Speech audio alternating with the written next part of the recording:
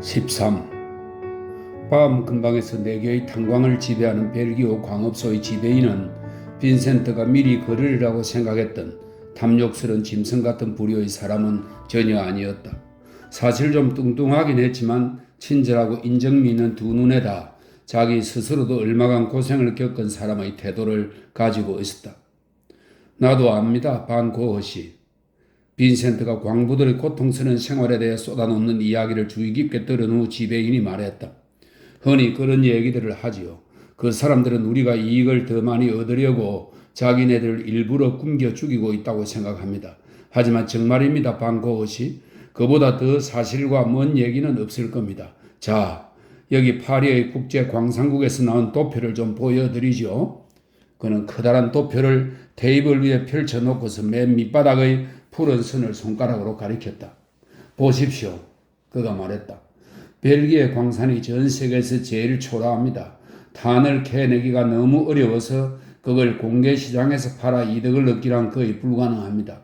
우리의 운영비는 유럽의 광산 중에서 제일 높은데 이득은 제일 낮습니다. 알다시피 톤당 제일 낮은 비용으로 생산해내는 광산들과 똑같은 가격으로 팔 수밖에 없으니 그렇죠. 우리가 살아가는 하루하루가 파산 직전의 상태입니다. 내 말뜻을 이해하겠습니까? 저도 그러려 생각합니다.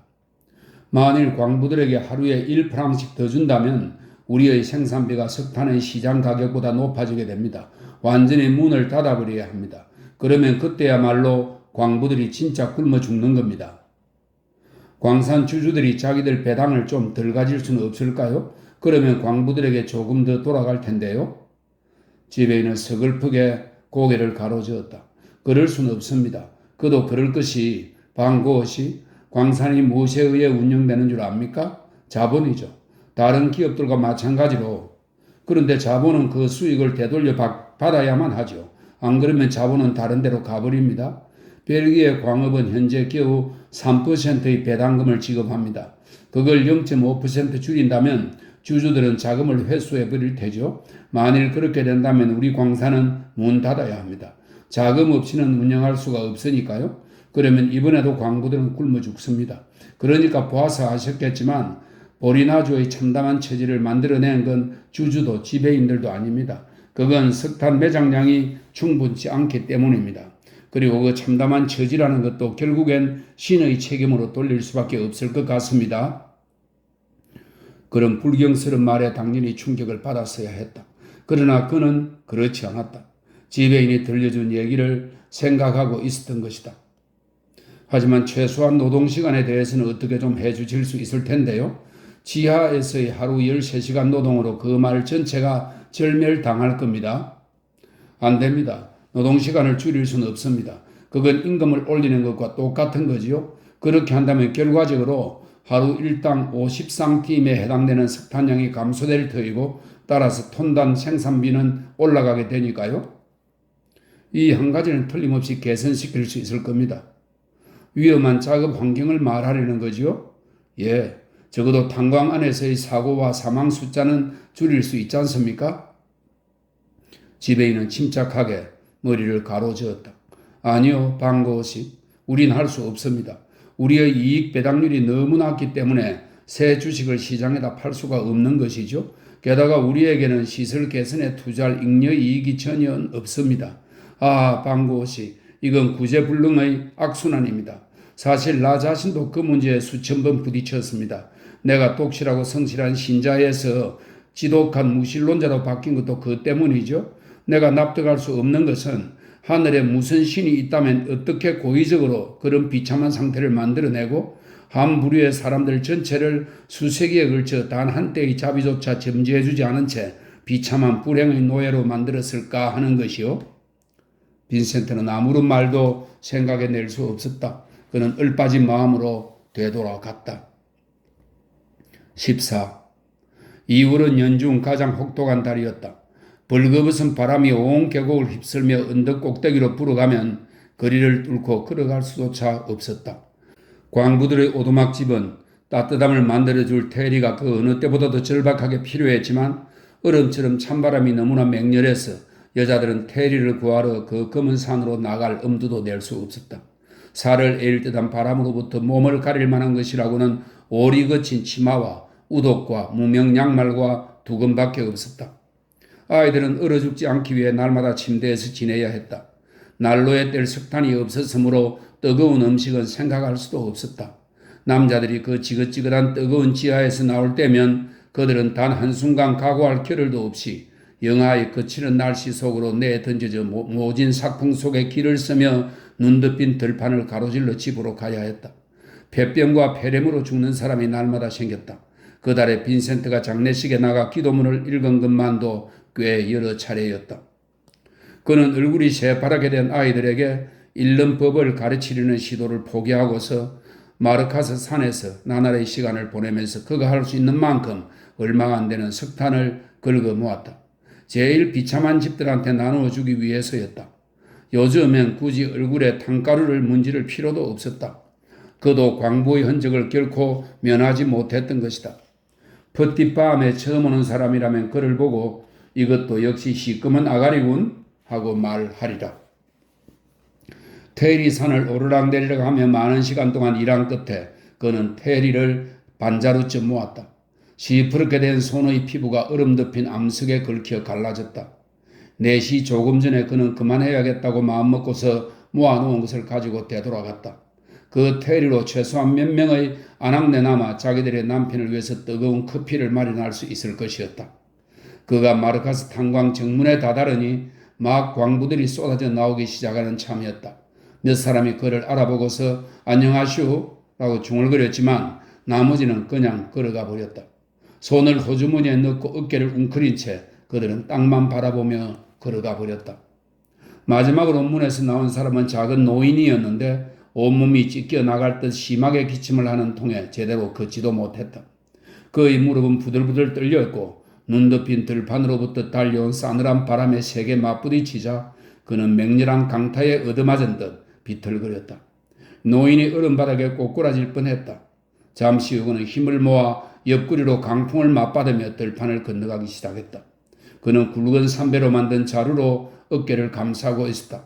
그가 어찌어찌해서 밤의 상점에서 얻은 것이었다. 빈센트가 보니 그 자루에 무슨 글자가 인쇄되어 있었다. 그는 무엇라고 적혀 있는지 알아보려고 눈을 크게 뜨고서 글자를 읽어냈다. 자루에는 포장용어인 파손주의라는 말이 인쇄되어 있었다. 테리를 광부들 집에 나누어준 뒤에 그는 자신의 오두막집으로 돌아가 옷가지를 전부 침대 위에 꺼내놓았다. 셔츠 5개, 속옷 3벌, 양말 4켤레, 구두 2켤레, 겉옷 2벌, 그리고 최고급 군인 외투 하나였다. 그는 셔츠 하나, 양말 1켤레, 속옷 1벌을 침대에 남겨놓았다. 그 나머지는 모두 가방 안에 집어넣었다. 그는 옷 1벌을 파손주의라고 인쇄된 자루를 등에 두른 그 노인에게 주었다. 속옷과 셔츠들은 잘라서 겉옷으로 만들어 입히도록 아이들 몫으로 떼어놓았다. 양말은 마르카스 탄광으로 내려가 일해야 되는 폐병 환자들에게 나누어 주었다. 따뜻한 외투는 임신한 여자에게 주었는데 갱이 무너져 남편이 며칠 전에 죽음을 당했으므로 2 어린 것들을 먹여 살리기 위해 탄광에서 남편 대신 일해야 되는 여자였다. 아이들의 집은 닫아버렸다. 빈센트로서는 아낙네들의 석탄을 축내고 싶지 않았던 것이다. 게다가 광부들 식구들은 눈이 녹기 시작하는 진창길을 걷다가 발이 젖을까봐 꺼렸던 것이다. 빈센트는 각 오두막집을 순방하면서 집집마다에서 자그마한 예배회를 열었다. 시간이 지남에 따라 그는 어쩔 수 없이 치료도 해주고 몸도 씻어주고 마사지도 하고 뜨거운 음식과 약도 만들어주는 실제적인 의무에 전념해야 할 필요성을 느꼈다. 마침내는 성경책을 펴볼 시간도 낼 수 없었으므로 그걸 그냥 집에다 내팽겨두는 지경에까지 이르렀다. 하나님의 말씀은 광부들에게는 불가능한 하나의 사치품으로 변해버렸다. 3월 들어 추위는 한결 누그러졌지만 그 대신 열병이 돌기 시작했다. 2월달 월급 중에서 40프랑을 환자들의 음식과 약을 마련하는 데 써버렸으므로 자신에게는 아사를 간신히 면할 만큼의 양식밖에 남지 않았다. 먹는 게 충분치 않았으므로 그는 점점 야위어 갔다. 초조하고 침착성 없이 구는 버릇은 더욱 병적으로 깊어졌다. 추위가 그의 생명력을 빨아먹었다. 그는 열에 들뜬 몸으로 돌아다니기 시작했다. 그의 눈은 안구 속에 박힌 2개의 커다란 불구덩이였다. 방구 가문 특유의 묵직한 머리통은 쪼그라진 듯했다. 양뺨과 눈밑이 움푹 패기 시작했다. 그러나 그의 턱은 언제나처럼 단단하게 내밀어져 있었다. 데크리크의 아이들 중 제일 큰 놈이 장티푸스에 걸렸다. 침대를 둘러싸고 곤란한 문제가 시작되었다. 그 집엔 침대가 둘밖에 없었던 것이다. 부부가 한 침대를 차지하고 세 아이가 다른 한 침대를 차지했다. 그런데 두 어린 것이 큰 놈하고 한 침대에서 계속 지낸다면 그것들마저 장티푸스에 걸릴 것이었다. 그렇다고 두 어린 것들을 바닥에 놓아두면 폐렴에 걸릴 판이었다. 부모가 바닥에서 자면 그 다음날 일을 할 수가 없었다. 빈센트는 어떻게 해야 될지 곧 깨달았다. 데크리크, 일터에서 돌아오는 데크리크에게 그가 말했다. 앉아서 저녁을 떨기 전에 저를 좀 도와주시겠습니까? 데크리크는 피곤하고 또 머리 가죽의 통증 때문에 아팠지만 한마디 묻지도 않고서 마비된 한쪽 다리를 절뚝거리며 그를 따라갔다. 자신의 오두막집에 이르자 빈센트는 침대에 덮인 두 개의 시트 중에서 하나를 벗겨내고 말했다. 침대 한쪽 끝을 잡으세요. 병 걸린 그 아이를 위해 이 침대를 당신네 집으로 옮길 거예요? 데크리크가 이를 악물었다. 우린 아이가 셋이요. 그가 말했다. 신의 뜻이 그렇다면 우린 한 아이쯤 이룰 수도 있수다. 하지만 온 동네를 돌보아주는 사람은 오직 빈센트 선생뿐인데 어떻게 내가 그런 선생이 스스로 목숨을 끊도록 놔둘 수 있겠소? 그는 지친 듯 절렁거리면서 오두막집 바깥으로 나갔다. 빈센트는 침대를 분해하여 그것을 어깨에 짊어졌다. 그는 데크리크의 집으로 가서 분해된 침대를 다시 짜 맞추었다.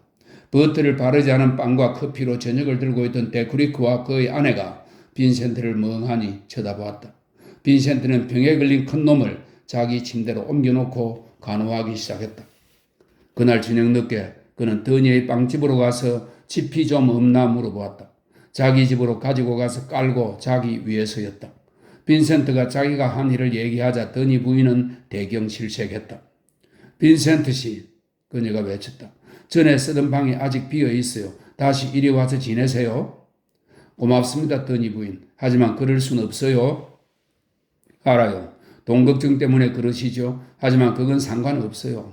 장 바프티스트와 난 잘 살고 있잖아요. 여기서 우리와 함께 형제처럼 살 수 있어요. 돈 내지 않고 당신도 하나님 자식은 모두 형제라고 언제나 말씀하셨잖아요. 빈센트는 추웠다. 몸이 덜덜 떨릴 정도로 추웠다. 그는 굶주렸다. 몇 주일 동안이나 계속되는 열 때문에 그는 정신이 없었다. 그는 영양실조와 수면 부족으로 쇠약해졌다. 그 마을에 끊임없이 쌓여가는 슬픔과 고통으로 그는 괴로웠고 미칠 것 같았다. 저 위층의 침대는 따뜻하고 부드럽고 깨끗했다. 더니 부인이 음식을 주고 그러면 명치 끝이 쑤시는 아픔도 완전히 가셔버리리라. 그녀가 자신의 열병을 간호해주고 뜨겁고 힘나는 마실 것으로 배를 채워주고 그리하여 그의 뼛속까지 스며든 추위는 마침내 사라지리라. 오한과 쇠약함 때문에 그는 빵집의 붉은 타일 바닥 위에 쓰러질 뻔했다. 바로 그때 다행히 그는 제정신을 찾았다. 그것은 신의 최고의 시험이었다. 지금 쓰러진다면 지금까지 해왔던 모든 것이 수포로 돌아가리라. 마을에서 고통과 죽음의 비참한 상태가 절정에 다다른 지금 그가 뒷걸음질을 쳐야 할까? 허약하고 비겁한 급장이가 되어 안락과 호강이 코앞에 던져지자마자 그걸 잽싸게 움켜잡아야 할까? 하나님도 부인의 친절함을 아십니다. 그가 말했다. 그리고 거기에 보답해 주실 것입니다. 하지만 제가 가는 의무의 길로부터 저를 유혹하여 끌어내시면 안 됩니다. 제게 짚을 좀 구해줄 수 없다면 전 땅바닥에서 그냥 자겠습니다. 그렇다고 제게 다른 것은 절대 가져다 주지 마십시오. 전 그걸 받을 수 없습니다. 그는 오두막집 한 구석 축축한 바닥 위에 짚을 깔고 얇은 담요로 몸을 덮었다. 그는 밤새도록 한숨도 자지 못했다. 아침이 되자 기침이 시작되었고 눈은 전보다 한층 더 쑥 들어간 것 같았다. 열이 점점 높아져 자신이 하고 있는 일조차도 반쯤밖에 의식하지 못했다. 집 안에 난로를 피울 테리가 하나도 없었다. 자신이 검은 산에서 긁어모아 나누어준 테리를 한 움큼이라도 광부들 집에서 뺏어올 마음이 들지 않았던 것이다. 그는 버터없는 딱딱한 빵을 몇 입 간신히 삼키고서 그 나라 일을 하러 나갔다. 15. 사물이 지친 몸을 이끌고 사월로 들어서자 사정은 조금 나아졌다. 바람은 자취를 감추었고 비스듬하던 햇살도 똑바로 비추었음에 마침내 해빙기가 왔다. 눈이 녹으면서 검은 들판이 보이기 시작했고 종달새 우짖는 소리가 들리고 숲에서 넓은 잎닥총 나무가 싹을 트기 시작했다. 열병은 사라졌다. 날씨가 풀리자 탄광촌 여인애들은 마르카스 테리 산으로 떼지어 올라가 테리를 캐올 수 있었다. 곧 통나무 집에는 타원형 난로에서 푸근한 불길이 타오르고 아이들은 낮 동안엔 침대에서 나와 지낼 수 있었다. 빈센트는 아이들이 집을 다시 열었다. 맨 처음 설교엔 탄광종 사람들 전부가 몰려들었다. 광부들의 암울한 눈동자에 미소가 조금씩 되살아나고 있었다. 사람들은 조금씩 원기를 회복할 수 있었다. 데크리크는 스스로 아이들의 집의 화부와 관리인을 공식적으로 맡은 뒤 난로를 두고 갖가지 우스갯소리를 짓거리며 머리가죽을 힘차게 비벼댔다. 살기 좋은 시절이 옵니다. 설교단에선 빈센트는 뛸 듯이 기뻐하며 외쳤다. 하나님이 여러분을 시험하셨습니다. 그리고 여러분의 진실함을 발견하신 것입니다. 죄악의 고통은 끝났습니다. 옥수수가 들판에서 익을 것이고 꼬박 하루치 일이 끝나 집안에 앉아 쉬노라면 햇빛이 여러분을 따뜻하게 감싸줄 것입니다. 아이들은 종달새를 따라 달려나가고 숲에서 딸기를 따모을 것입니다. 눈을 들어 하나님을 우러러 보십시오. 인생의 보람찬 즐거움이 당신을 위해 마련되어 있습니다. 하나님은 자비롭습니다. 하나님은 정의로우십니다. 하나님은 여러분의 믿음과 근행에 보답하십니다. 하나님께 감사 기도를 올리십시오. 좋은 시절이 오지 않습니까? 좋은 시절이 오고 있습니다. 광부들은 열렬하게 감사 기도를 올렸다. 활기찬 음성들이 방 안을 가득 메웠고 모두들 옆 사람한테 연신 말하고 있었다. 빈센트 선생 말이 옳아. 고생은 끝났다고. 겨울은 지났어. 살기 좋은 시절이 오고 있어. 며칠 후 빈센트와 한 무리의 어린아이들이 마르카스 탄경 뒤에서 테리를 주워 모으는 중이었는데 성당기가 위치한 그물로부터 자그마한 검은 물체들이 황급히 뛰쳐나와 들판을 가로질러 사방으로 흩어져 달려가는 게 보였다. 무슨 일이 났군? 빈센트가 소리쳤다. 벌써 3시가 됐을 리도 없는데 해가 아직 중천에도 안 왔는데 말이야? 사고가 일어난 거야. 좀 나이 많은 사내 애들 중에서 한 놈이 고함을 질렀다. 전에도 사람들이 저렇게 달려가는 걸 봤어. 밑에서 무엇가 무너진 거야. 그들은 바위에 손과 옷을 찢기면서 허둥지둥 그 검은 산을 기어 내려갔다. 마르카스 탄경 부근의 들판엔 몸을 숨기려고 내닫는 검은 개미들이 우글우글했다. 그들이 다 내려왔을 즈음엔 사람들이 움직이는 방향이 바뀌어 여인네들과 아이들이 마을 쪽으로부터 들판을 건너 달려오고 있었다. 여인네들은 갓난애는 팔에 안고 어린 것들은 뒤에 달고서 놀라 쫓기는 듯한 속도로 사방에서 달려오고 있었다. 빈센트가 정문에 다다르자 흥분한 고함 소리들이 들려왔다. 가스 폭발이야, 가스 폭발. 새 단층에서 사람들이 갇혔어. 감금되었어. 심한 감기로 병석에 알아 누워있던 자크 베르니 십장이 전속력으로 들판을 질러왔다. 그동안 그는 더욱더 야위어져서 가슴이 동굴처럼 움푹 패었다. 빈센트가 지나쳐 달려가는 그를 붙잡고 말했다. 무슨 일입니까? 어떻게 된 거예요? 데크리크가 일하는 단층이요. 그 푸른 램프들이 생각나오? 그런 일이 닥칠 줄 내 알았었지. 몇 명이나 거기 있습니까? 그 사람들 있는 곳으로 갈 수 없습니까? 12굴이요. 당신도 봤지 않소? 한 굴에 5명씩. 구할 수 없을까요? 모르겠소. 당장 지원자들을 모아 데리고 내려가야겠소.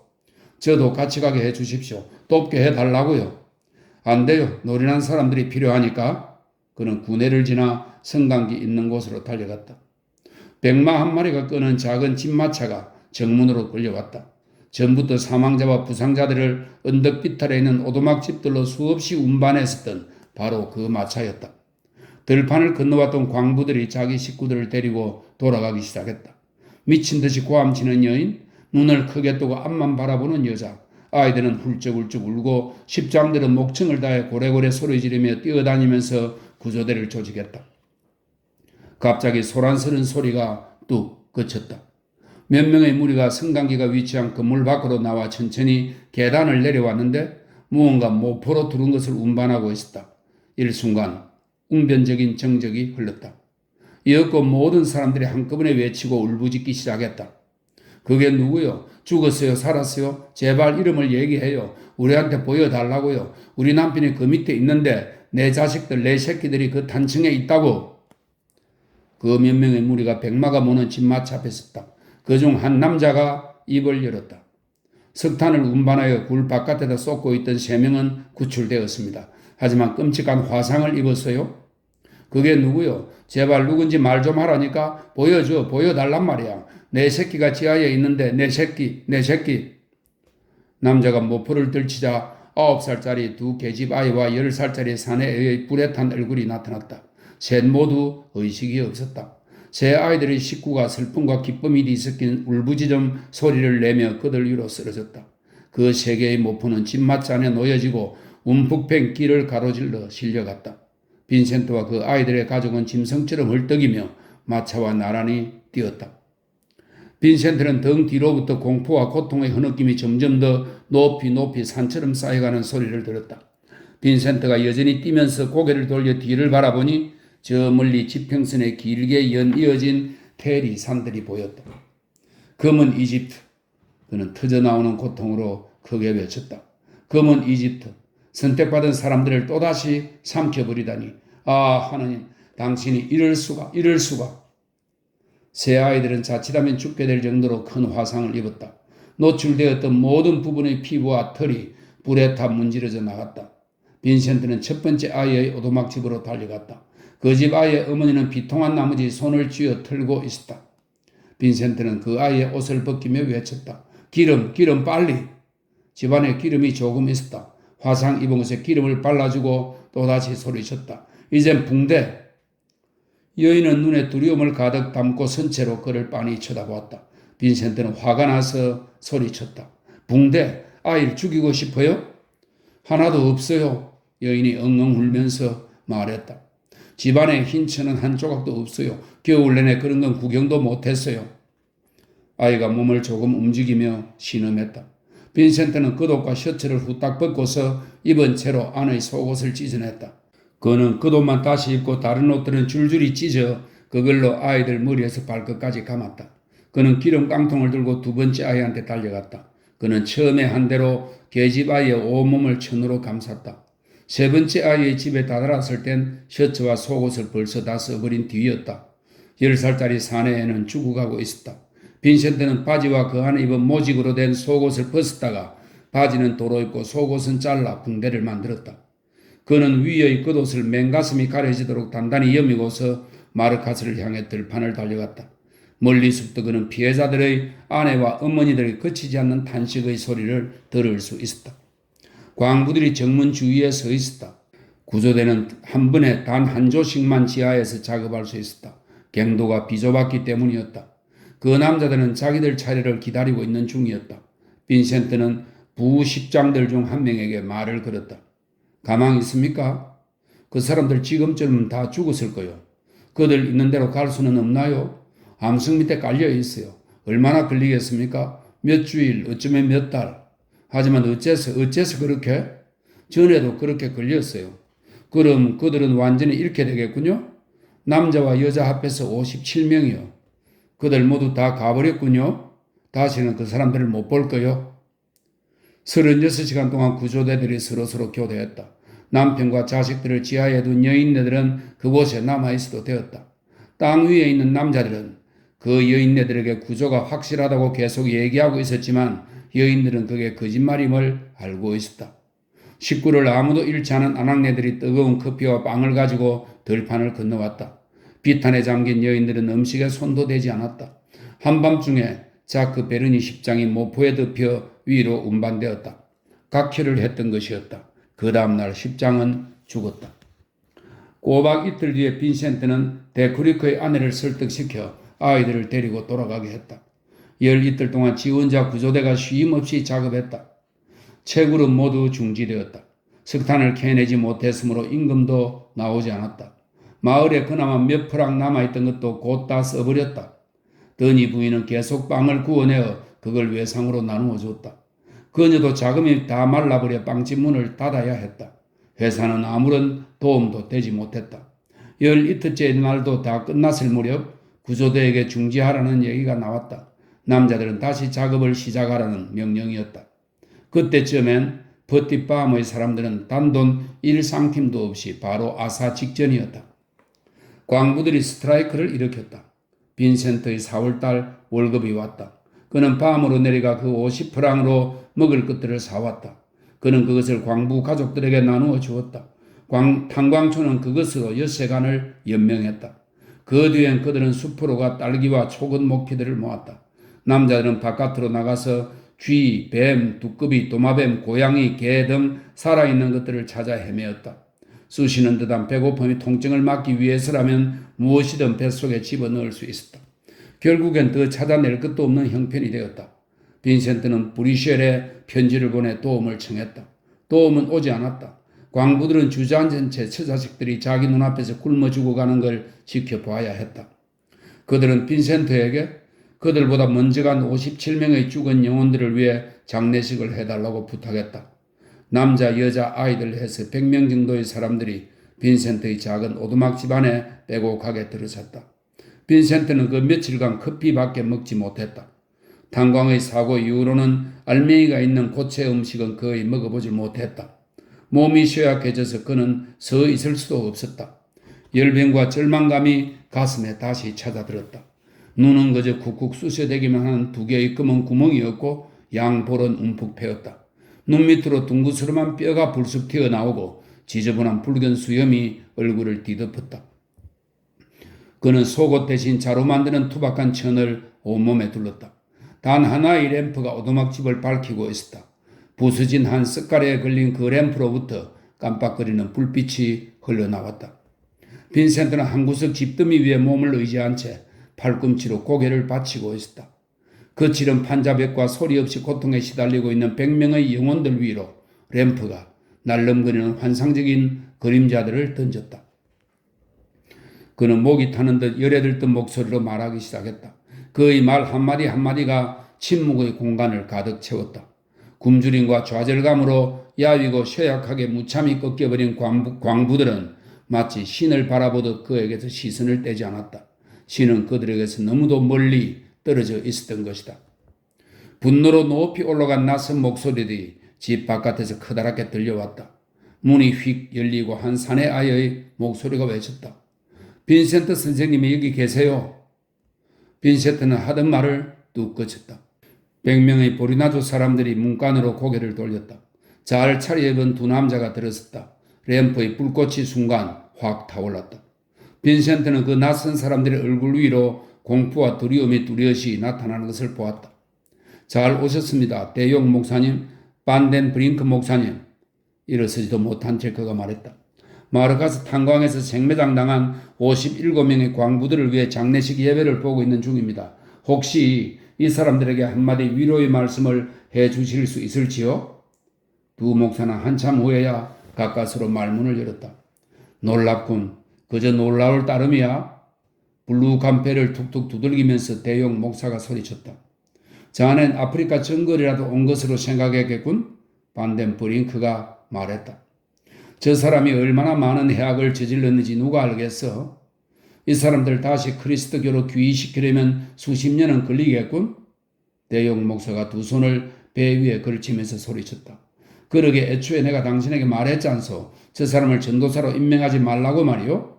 알아요. 하지만 피트셴이 저를 줄여야 누가 꿈이나 꿨겠소? 저 녀석은 완전히 돌았어.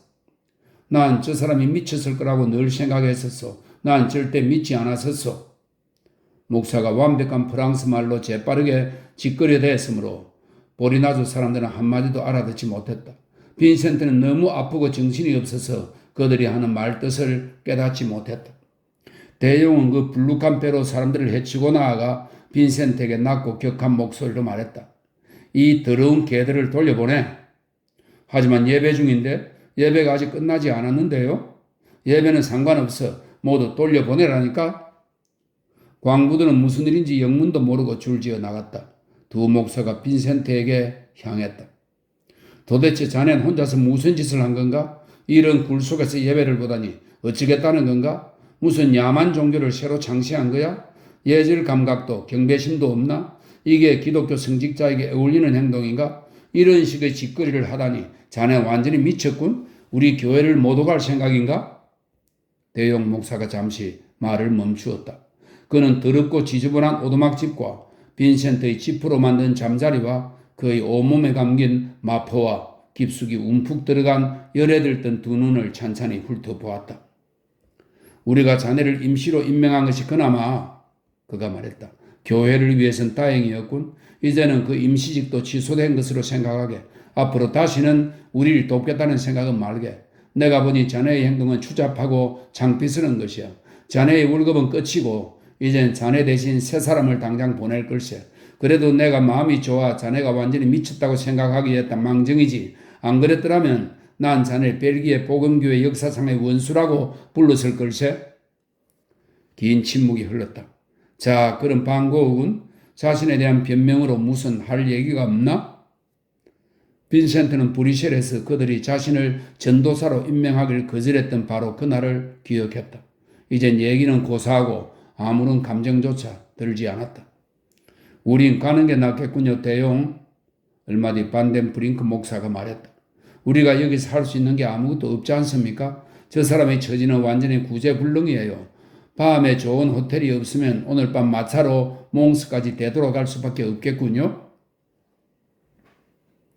16. 다음날 아침에 나이 많이 든 광부들이 빈센트를 찾아왔다. 선생, 그들이 말했다.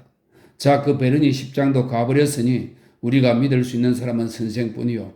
우리가 어떻게 해야 할지 꼭 알려주셔야 합니다.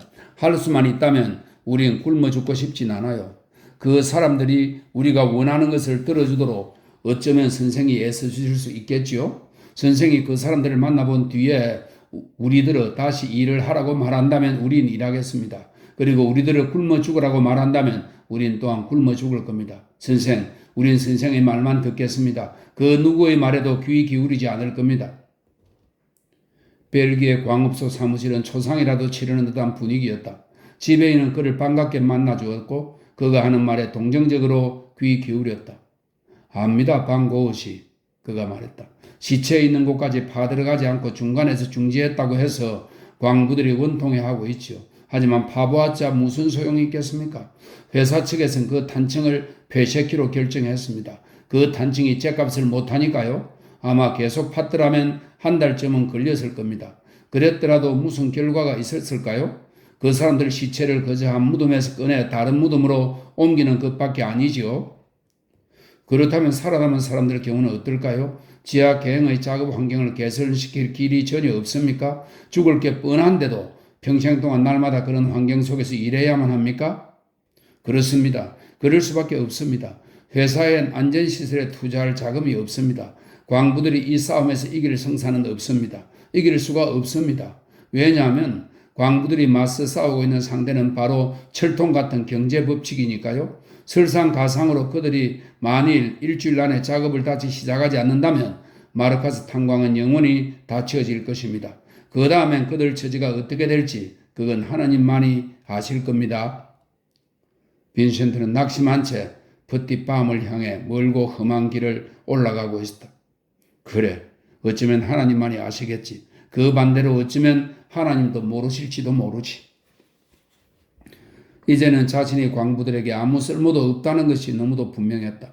폐병 지역에서 하루 13시간의 노동을 다시 시작하라고 아사를 겨우 면할 만큼의 양식을 위해 반은 불시의 죽음을 언제나 목전에 두고 있고 나머지 반은 해수병으로 느릿느릿 죽어가게 되는 일터로 다시 돌아가라고. 빈센트는 광부들에게 그렇게 말해야만 하는 것이었다. 그는 어떤 길로도 광부들을 도울 수가 없었다. 하나님조차 그들을 돕지 못했다. 하나님 말씀을 그들 가슴에 심어주기 위해서 보리나주에 왔지만 광부들의 철천지 원수는 탄광의 주주들이 아니라 전지전능하신 바로 그 하나님이라는 사실에 직면해야 했을 때에야 뭐라고 더 말할 수가 있겠는가? 광부들에게 일터로 돌아가라고 노예 생활을 다시 받아들이라고 말한 바로 그 순간 그는 광부들에게 더 이상 아무 가치도 없는 인간이 되었다. 설사 벨기에 복음전도위원회가 허락한다 하더라도 이젠 그는 두 번 다시 설교를 할 수 없었다. 그도 그럴 것이 이 마당에 복음이 무슨 소용이 있을 것인가? 하나님은 완전히 귀머거리가 된 귀만을 광부들 쪽으로 돌리고 있었고 빈센트는 그 하나님의 마음을 누구로 떨지 못했던 것이다. 그리고 갑자기 그는 오래전부터 느끼고 있던 것을 명확히 깨달았다. 하나님에 관한 그 모든 이야기는 어린애 같은 도피였다. 그것은 영원히 끝나지 않는 춥고 캄캄한 밤 속에서 무수음에 뜨는 외로운 인간이 그 스스로에게 속삭이는 필사적인 거짓말이었다. 신은 없었다. 바로 있는 그대로 결코 신은 존재하지 않았다. 오직 카오스만이 있었다. 비참하고 고통스럽고 잔인하고 사악하고 맹목적인 끝없는 카오스만이. 17. 광부들이 다시 작업을 시작했다. 아버지 테오도루스 방고흐가 복음전도위원회로부터 소식을 전해 듣고 편지에 돈을 동봉해 보내면서 빈센트에게 에텐으로 돌아오라고 전했다. 그러나 그러는 대신에 빈센트는 더니의 빵집으로 되돌아갔다. 그는 아이들의 집을 마지막으로 한번 돌아보면서 벽에서 복주알을 모두 떼내어 빵집 처마 밑 방에다 걸어놓았다. 다시 한번 파산이었고 비축해 둔 것을 꺼내야 할 때였다. 다만 비축해 둔 것이 없을 따름이었다. 직업, 돈, 건강, 기력, 계획, 열광, 욕망, 야망, 이상 그 아무것도 없었고 가장 지독한 것은 그의 인생을 걸어놓을 만한 중심점조차 없다는 것이었다. 그는 26이었고 5번 실패했고 그리고 이제는 새로이 시작할 용기마저 없었다. 그는 자신을 거울에 비춰보았다. 불거스름한 수염이 그의 온 얼굴을 구불구불 뒤덮었다. 머리카락은 전부 빠졌고 두껍고 통통하던 입술은 가느다란 하나의 선으로 쪼그라들었다. 두 눈동자는 깊숙한 동굴 어디론가 파묻혀 보이지 않았다. 반고흐라는 인물 전체가 쪼그라들고 점점 싸늘해져서 마침내 자신의 내부에서 정신적으로 죽어버린 듯 싶었다. 그는 더니 부인에게서 작은 비누를 빌렸다. 그는 물을 채운 대야 안에 선 채 머리에서 발끝까지 비누칠을 했다. 예전엔 단단하고 튼튼했던 몸뚱이를 내려다 보았다. 몸은 비쩍 마르고 허약해져 있었다. 그는 세심하고 말쑥하게 면도를 하면서 처음 보는 이 얼굴의 뼈들이 대체 어디서 그렇게 느닷없이 튀어나왔을까 하고 의아하게 생각했다. 그는 몇 달 만에 처음으로 예전에 하던 스타일로 머리를 빗었다. 더니 부인이 자기 남편의 셔츠 하나와 속옷 한 벌을 가지고 올라왔다. 그는 그것을 입고서 활기에 찬 빵집 부엌으로 내려갔다. 그는 더니 부부와 함께 식탁에 앉았다. 알맹이가 있는 든든한 음식이 목구멍으로 넘어간 것도 탄광의 참사 이래 처음이었다. 그에겐 자신이 먹는 것에 신경을 쓰게 되었다는 사실이 놀라워 보였다. 입안에 들어간 음식이 따뜻한 펄펄을 씹는 것처럼 맛이 좋았다. 다시 설교하지 못하도록 금지당했다는 것을 광부들에게 얘기하지 않았지만 그들은 설교를 해달라고 청하지도 않았고 또 설교 따위엔 관심도 없는 것 같았다. 빈센트가 그들에게 말을 거는 법도 이젠 거의 없었다. 그는 누구에게든 말을 거는 일도 상당히 드물어졌다. 지나가다 겨우 안녕하십니까 하는 말을 주고받을 정도였다. 그는 광부들의 오두막집에 절대 들어가지 않았고 그들이 살아가는 나날의 생활이나 생각에도 끼어들지 않았다. 무슨 깊은 이해심이나 묵계 때문인지 그들은 빈센트를 두고 이러쿵저러쿵 얘기하는 것을 삼갔다. 그들은 빈센트의 딱딱한 태도를 받아들였고 그의 변화를 비난하지 않았다. 말은 하지 않았어도 그들은 모든 것을 이해했다. 그리고 보리나주에서의 생활은 계속되었다. 고향에서 온 짧은 편지엔 K의 남편이 급작스럽게 사망했다는 소식이 들어있었다. 정서가 고갈된 너무도 의기소침한 상태였으므로 그는 그 사실을 마음의 어느 외진 구석에다 그냥 묻어두는 것으로 그쳤다. 몇 주일이 지났다. 빈센트가 하는 일이란 오직 먹고 자고 멍하니 앉아있는 것뿐이었다. 열병이 서서히 몸에서 쫓겨나가고 있었다. 체력과 몸무게도 불어났다. 그러나 두 눈은 시체가 담긴 관에 붙은 두 개의 유리 구멍이었다. 여름이 왔다. 검은 들판과 그 위로 솟은 굴뚝들과 테리산이 햇빛 속에 반짝였다. 그는 시골 지역을 두루 걸어 다녔다. 제도 삼아 혹은 재미로 걷는 게 아니었다. 어디로 가는지 길에서 뭘 지나쳤는지 아무것도 알지 못했다. 눕거나 앉거나 서 있기에 지쳐서 걷는 것뿐이었다. 그러다가 걷기도 실증나면 앉든지 눕든지 서 있든지 하는 것이었다. 돈이 완전히 바닥이 난 바로 그 뒤에 파리에 있는 동생 테오에게서 편지를 받았다. 테오는 빈센트에게 보리나주에서 빈둥거리면서 시간을 헛되이 보내지 말고 편지에 동봉한 지폐로 과단성 있는 조치를 취하여 다시 자립하라고 애원했다. 빈센트는 그 돈을 더니 부인에게 넘겨주었다. 보리나주가 좋아서 거기 계속 머무는 것은 아니었다. 달리 갈 곳이 없으니까, 또 갈 곳이 있다 해도 그곳으로 가기가 무척 힘들 테니까 그냥 보리나주에 머무는 것이었다. 그는 신을 잃었고 자신을 잃었다. 그런데 이제 그는 세상에서 가장 소중한 것, 전성적으로 늘 마음이 잘 통해왔고 자신이 바라던 대로 자신을 이해해주던 유일한 단 한 사람마저 잃게 되었다. 태호가 그의 형을 저버린 것이었다. 그 겨울 동안에 태호가 일주일에 한두 번씩 격려와 관심을 보여주는 사랑에 찬 긴 편지를 꼬박 보내왔었다. 그런데 이제 편지가 완전히 끊겼다. 태호 역시 형에 대한 믿음을 잃었고 희망을 포기했던 것이다. 그래야 빈센트는 혼자였다. 완전히 혼자였다. 창조주인 신은 없었다. 한 죽은 혼이 왜 자신이 아직도 여기 있는가 의아해하면서 아무도 없는 버림받은 세계 속을 헤매고 있었다. 18.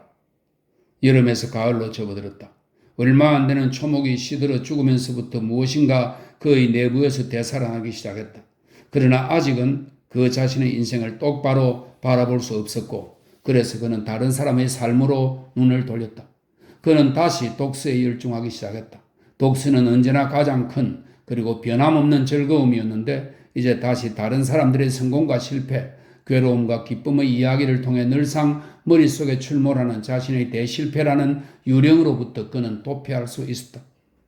날씨가 좋은 날엔 그는 들판으로 나가 온종일 책을 읽었다. 비 오는 날엔 처마 밑방의 침대에 누워서 혹은 빵 굽는 부엌벽에 등받침을 하고 몇 시간이고 그대로 앉은 채 독서에 몰두했다. 몇 주일간을 보내면서 그는 그 자신처럼 고군분투하고 약간의 성공을 거두고 그리고 무수히 실패하는 평범한 수백 명의 사람들이 살아가는 이야기에 빨려들었다. 그리하여 그들을 통해서 그는 서서히 자신의 삶을 올바로 바라보게 되었다. 머릿속을 뚫고 흐르는 생각, 나는 실패자다, 나는 실패자다, 나는 실패자다라는 생각은 이제 뭘 해봐야 될까? 나한테 가장 알맞은 게 무엇일까? 이 세상에서 내가 있어야 할 본래의 자리는 어디일까? 로 바뀌었다. 모든 책을 읽으면서 그는 그 속에서 자신의 인생에 다시금 지침을 마련해 줄지도 모를 일들을 찾고 있었다. 고향집에서 온 편지에는 그가 영 비위에 거슬리는 존재로 나타나 있었다. 아버지는 빈센트가 나태한 생활을 이어나가면서 사회의 미풍양속을 깨뜨리고 있다고 역설했다. 대체 언제쯤 그가 다시금 직업을 얻어 자립하고 유용한 사회의 일원이 되어 세상 일에 자기 나름의 기여를 할 계획이냐는 것이었다. 그 해답을 알고 싶어한 사람이 있었다면 그건 오히려 빈센트 자신이었다. 마침내 책 읽기도 포화쯤에 이르러 이젠 책을 집어들 수도 없었다. 그 자신의 대참패 이후의 몇 주일 동안 그는 너무도 정신이 멍청했고 몸이 아파서 무엇에 대해서건 아무런 감정도 느끼지 못했다. 그 뒤엔 그러한 시리를 떠내려 보내기 위해 그는 문학으로 눈을 돌렸고 그리고 성공했다. 그리하여 그의 완전히 회복이 된 지금 그 몇 달 동안 쌓이고 쌓여온 고통의 감정이 노하는 경류처럼 터져나와 불행감과 절망감 한가운데로 그를 삼켜버렸다. 독서를 통해 얻었던 정신적 균형도 아무 소용이 없는 듯 싶었다. 그는 인생의 가장 의기소침한 시기에 이르렀고 또 그것을 알고 있었다. 그는 자신에게 무언가 좋은 점이 있고 자신이 완전히 형편없는 바보나 건달은 아니며 세상에 대해 작은아마 어떤 기여를 할 수 있다고 생각했다. 그런데 그 기여란 무엇일까? 틀에 박힌 장사 생활은 그에게 적합지 않았고 취향에 맞을 만한 다른 일들은 벌써 다 시도해 보았다. 자신은 늘 실패하고 고통에 시달려야만 하는 운명일까? 그의 인생은 정말 끝나버린 것일까? 의문이 저절로 솟았지만 거기에 뒤따르는 해답은 없었다. 그래서 그는 겨울로 이어지는 나날을 그저 무작정 살고 있었다. 아버지가 넌드리를 내고 송금을 중단했다. 그래서 빵집에서 식사하는 것을 포기하고 양식이 모자라는 대로 남아 연명할 수밖에 없었다. 그러면 그 다음엔 동생 태호가 양심의 가책을 좀 느끼고서 에텐을 통해 얼마간의 집회를 보냈다. 태호가 또다시 견디질 못하고 송금을 중단하면 이번엔 아버지가 다시 의무감을 느끼고 돈을 보내왔다. 그 둘 사이에서 그는 두 끼니 중에 한 끼니는 간신히 먹고 살 수가 있었다. 11월 어느 맑은 날 빈센트는 빈손 빈 마음으로 어슬렁어슬렁 마르카스 탄광으로 갔다. 그는 탄광 담장 바깥에 쇠로 된 마차 바퀴 위에 앉았다. 눈이 덮이도록 모자를 푹 눌러서 늙은 광부 하나가 정문을 빠져나왔다. 호주민의 손을 넣고 등은 웅크린 채 광부는 뼈만 남은 무릎을 절걱거리며 나아갔다. 그 남자의 어떤 점이 그것이 정확히 무엇인지는 알 수 없지만 빈센트의 마음을 끌었다. 특별히 뚜렷한 관심은 없이 그는 무심하게 호주머니를 띄져 집에서 온 편지와 연필 토막을 꺼냈다. 그는 편지 봉투 뒤에다가 그 자그마한 물체가 검은 들판 너머로 타박타박 걸어가는 모습을 재빠른 손놀림으로 스케치했다. 아버지가 보내온 편지를 꺼내보니 글씨가 편지지 한 면에만 적혀 있었다. 잠시 후 광부가 또 한 명 문 밖으로 나왔다. 17살쯤 되는 사내의 녀석이었다. 그는 아까의 늙은 광부보다 키도 더 크고 몸집도 꿋꿋했는데 어깨선을 힘차게 들어올린 모습으로 마르카스 탄광의 돌담장을 끼고 열차 선로를 향해 나아갔다. 그가 사라질 때까지 빈센트는 꼬박 몇 분 동안 그의 모습을 스케치했다.